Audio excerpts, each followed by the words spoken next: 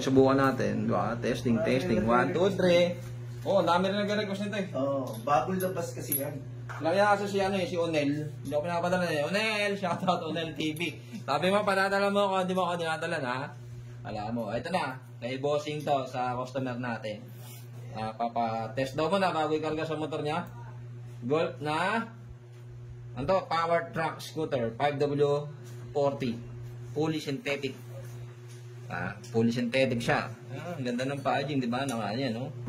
Talagang sariling bote, di ba? So, maganda ang seal niya. Okay. So, ito yung ating oil pan. Yan natin yung kanyang roller. Yan, makinis. Makinis. Yan natin siya. Ba't gawa ka? Okay. Hindi ko mabasa eh. Bumata na rin ito. Kailangan salamin. Ayan, go. Mayroon talaga siyang seal, oh. Sariling seal. Uy, sarap. Testingin natin. Kaso ano to, 5W to medyo malab na, oh. Tingnan lang natin. Malay naman natin, di ba? Yan.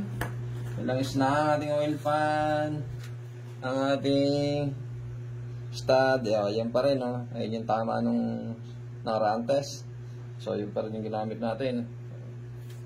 Iwasan, dami reklamo eh. Baka malambot yung ginamit mo, ganyan-ganyan. Pagka yung ayaw mo, pinapalitan mo yung ganyan-ganyan. Talakas ng toyo eh na. Okay, game! Breaking muna tayo. Bakwa sa 2, 3, 4, 5. Okay. Unang plate natin. Pangalawa. Pangatlo. Pangapat. Panglima. Yun. 5. So, pasok naman kasi yung 3, yung 3 pasok na eh. Yung pang-4, sakto lang. Ibig sabihin nung niyan, 5, 3,000 kilometers. Ang pwede, ang maximum. Kasi ano yun eh. 3 kilo itong 5 piraso na to eh. Yung per kilometer po sa grams ng plate.